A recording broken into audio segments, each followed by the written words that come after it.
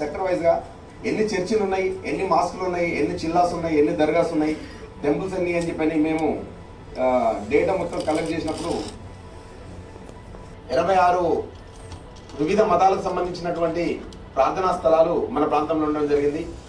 దాంట్లో భాగంగా మనకు చర్చెస్ ఒక 18 బాలనగర్ పిఎస్ పరిధిలో, చిల్లాస్ 6 అండ్ దర్గాస్ ఒక 5 అండ్ మస్జిద్లు వచ్చేసి మనకు 22 ఉన్నాయి. And at the same time temples remaining అన్ని కూడా, అట్లా ఒక గురుద్వారా ఒకటి ఉంది, మన సిక్ బస్ ఉంటుంది పొల్యూషన్ పక్కన, ఇవన్నీ కూడా. అంటే దీంట్లో మళ్ళీ మేము ఎన్నిటి దగ్గర సీసీ కెమెరాలు ఉన్నాయి, ఎన్నిటి దగ్గర సెక్యూరిటీ గార్డ్స్ ఉన్నారు, ఈ డేటా కూడా మేము కలెక్ట్ చేసాం సార్. సో మీ కాలనీ లోపల మీరందరూ మెయింటైన్ చేస్తున్నటువంటి టెంపుల్స్ అన్ని కూడా మీకు తెలుసు.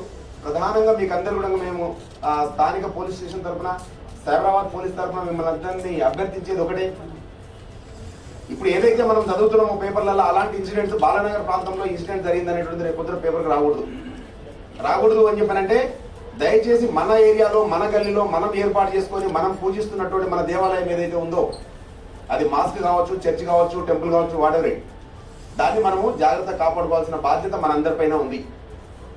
ఇది ఏ ఒక్క కుటుంబానికో 2 కుటుంబాలకు సంబంధించినటువంటి ప్రార్థనా స్థలం కాదు. ఇది ఒక మతానికి సంబంధించి అందరికీ యాక్సెస్ ఉన్నటువంటి ప్రార్థనా మందిరం కాబట్టి దాన్ని పవిత్రంగా కాపాడుకోవాల్సిన బాధ్యత మనందరి పట్ల ఉంది.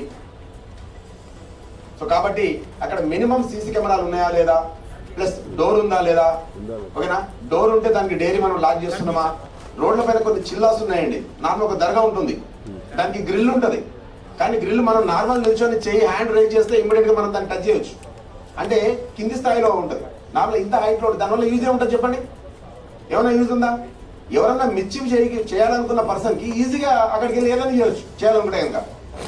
కాబట్టి మేము కోరడం ఏంటి అని చెప్పానంటే, మీ మత పెద్దలందరూ కూడా దయచేసి ఇలాంటి ఎక్కడైనా మీ దృష్టికి వస్తే, మీ ప్రాంతంలో ఉంటే ఆ గ్రిల్స్ లాంటివి ఉంటే ఇంక్రీజ్ చేయడం, లేని దగ్గర వాటిని ఏర్పాటు చేసుకోవడము, ప్లస్ టెంపుల్స్ కావచ్చు, ఇవన్నీ ఏదైనా ఉంటే వాటికి డోర్లు, వాటికి లాక్స్ అరేంజ్ చేసుకోవడం. అదేవిధంగా సీసీ కెమెరాలు. మొన్న మా దగ్గరికి ఒక కాలనీ వాళ్ళు వచ్చారు, ఎవరు వినాయక నగర్ మీద కాలనీ వాళ్ళు. ఏమన్నా టెంపుల్ ఉంది, అమ్మవారి టెంపుల్, అక్కడ ఏదో ఎవరు వచ్చేసేసి మన లాక్ బ్రేక్ చేయడానికి ట్రై చేసాను సార్ అని చెప్పి అన్నారు. నీకు కెమెరాలు ఉన్నాయని చెప్పని అడిగాను. టెంపుల్ మంచి అమ్మవారి టెంపుల్, పెద్ద టెంపులే, కెమెరాలు లేవు అక్కడ. ఒకసారి ఆలోచించండి. ఇంకొక టెంపుల్ వాళ్ళకి వస్తే దగ్గర 2 కెమెరాలు ఉన్నాయి. నీకు ఎంత ఖర్చు అయింది అని చెప్పంటే ఓన్లీ 12,000 రూపీస్ అండి. 12,000 ఖర్చు పెట్టుకుంటే ఆయన 15 రోజుల్లో బ్యాకప్ తోనే 2 సీసీ కెమెరాలు పెట్టించుకోగలిగిండు. కానీ నేను చెప్పడం ఏంటి అని చెప్పంటే, మినిమం 1 మంత్ బ్యాకప్ ఉండేటువంటి సీసీ కెమెరాలు పెట్టించండి. మినిమం 30 డేస్ బ్యాకప్ పెట్టుకోండి.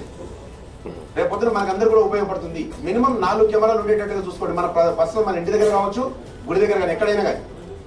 ఇప్పుడు బాగా గుర్తుపెట్టుకోండి, ఈరోజు తెలంగాణ రాష్ట్రంలో పోలీస్ వ్యవస్థ 986 మందికి ఒక పోలీసు ఈరోజు పనిచేస్తున్నామండి. మీరందరూ 986 మంది ఉంటే నేను ఒక్కరిని మీకు సరిపోతుంది. నేను ఉన్న ప్రజెంట్ గణాంకాల ప్రకారంగా. కాబట్టి మరి నేను ఎంతమంది నేను కవర్ చేయగలుగుతాను? పర్సనల్ మీరు నాతో మాట్లాడే అవకాశం, నేను మీతో మాట్లాడే అవకాశము చాలా తక్కువగా ఉంటుంది. కాబట్టి ప్రతి ఒక్కటి కూడా పోలీసు వారే అటెండ్ చేయాలి, పోలీసు వారే చేయాలి అని చెప్పనంటే, ఎస్, పోలీస్ డిపార్ట్మెంట్ ఉన్నదే దానికోసం, 100% చేస్తాం.